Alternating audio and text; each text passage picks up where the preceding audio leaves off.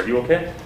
I know Matt mentioned something. If it's none of our business, feel free to let us know, but I know Matt mentioned something after the game. Yeah, I'm definitely okay. Yeah, definitely okay. Just unexpectedly lost 2 loved ones. So they've transitioned from mortality to immortality. That is life. It was easy or not easy, but we were able to deal with it because of this organization, because of the family atmosphere that we have in the locker room. And at the end of the day, it's not about me. It's always about us and we.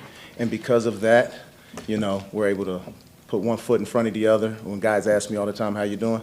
Putting one foot in front of the other, left, right, left. As long as we're doing that, we're going forward. So we're going to be fine. Are you comfortable sharing who those people were? Just two family members, my grandmother and a cousin, and we're very, very close, close family. So how do you do your job? No, that's well, gotta be harder than. Yeah, I kind of alluded to it earlier. I mean, at the end of the day, it's the family atmosphere here. We have a task at hand. I kind of live by a mantra of you have to close ranks and keep marching. That's not to make light of anything that's going on at the time, but that mentality has always helped us to go forward. So once again, it's not about me. It's about us and we. We had a lot of great performances. We had a lot of guys who did a lot of good things, and we got some things we got to work on too. So I'm sure there's some people who want to get those questions asked. So. No, I'm going to ask you about Corey. I don't think I've ever seen a guy go 50 plus and get it to the sideline at an exact spot quite like he did. Yes, Corey is doing a great job. He's working very, very, very hard at it. He is giving us exactly what we're asking for. That was part of our vision to be a really, really good directional punt unit. A punter can take a returner out of it. He can be a one-man show if we protect for him, and that's in essence what we're striving for. A few weeks previous, I talked about. And if it was in a sound clip, it might not sound good. I said, I don't care about tackles.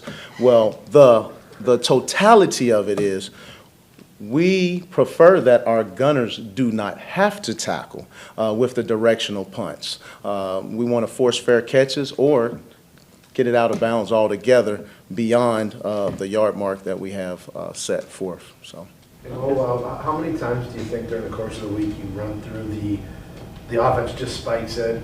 And we go out there and kick a game-winning field goal? We definitely do it. We have one day a week that we have dedicated to that, and we work it amongst ourselves within the specialist room. It gets difficult at times to coordinate everyone, but we definitely hit that scenario along with many other scenarios every week.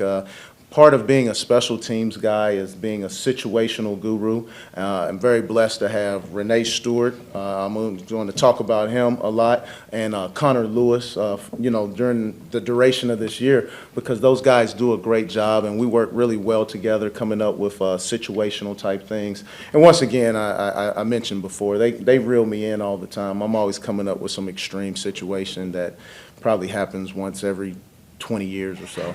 Yeah. Did you realize in real time how close that was to being blocked? Absolutely, absolutely.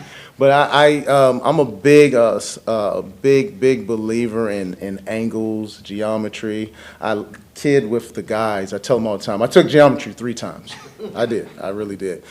So I just based upon how we're aligned. If we have an op time of 125 to 128. It is almost, I don't want to say it's impossible, but it's pretty much impossible for a guy to get there off the edge. We will be strong inside out, and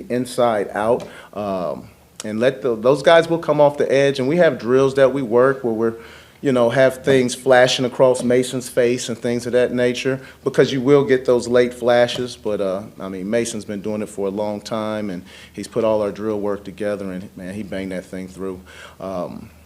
In pregame, he hit one that would have been good from 64. So we were very confident. If you go back and look at the footage, as soon as Aaron spiked the ball, everybody started celebrating because we knew. Mason is Mr. Clutch. I saw some guys teasing him earlier saying he has ice in his veins. So Yeah. What was the op time for that? It was 125. Okay. Yeah. Matt mentioned to us that after that 68-yard return, Allen came to you and said, I want to play kickoff. Yes, sir. Yes, sir. How did that conversation go, and what does that say about him? Well, Allen, it was at halftime, and Allen is a very, very, very good special teamer. His value to this team is in a lot of folds. And so for him to understand the gravity of the situation and want to come back to his roots, as I say, it's always a welcome. So Allen, very, very, I can't say enough good words about him. I remember when he came in the door and how he had to prove himself, and he's done a great job doing it. But he serves a lot of different roles on this team. Did you ever have anything like that before? Have you ever had something that happened like that before, where a guy that maybe isn't on the units but had experience on it kind of? Absolutely, we encourage that. Now, not necessarily on the pro level as much. Obviously, being a college coach, we would get that a good bit. But yeah. I mean, you want that. You kind of breathe that within your room during the week and over the course of a season. What was that kind of then the classic lane departure breakdown on the return? What happened there? Yeah, I tell you, man, kickoff is like riding a motorcycle without a helmet. You make one mistake, it could be pretty bad for you. So, like literally, we had a guy just get a little too far to the right, and another guy that didn't get far enough to his right, and next thing you know, they're up on Mason. Good thing Mason. We talked about it, I think it was, 2 weeks ago, about Mason making tackles. So, yeah, we got him on the ground. They ended up scoring, which is not good. So we definitely are in the process of correcting these things, and we're going to stay on top of it, and we're going to get it right. I promise you, we're going to get it right. Just wondering, league-wide, you had Justin Tucker breaking the record Sunday. Arizona tried a 68-yarder, ended up being a kick six. Why do you think teams are kind of more willing to try some of these really, really long field goals? It was amazing. Through it all, on Sunday, I went to Mace before the game, and obviously he saw the same highlights that we saw, and I said, "Ooh, this is gonna be a big day." It just kind of happens like that. I don't know that there is some science behind it. It just, you know, some days there are a bunch of big returns, and then other days the coverage units are real good, but it seems to happen in groups. And this past Sunday was a big kicking day.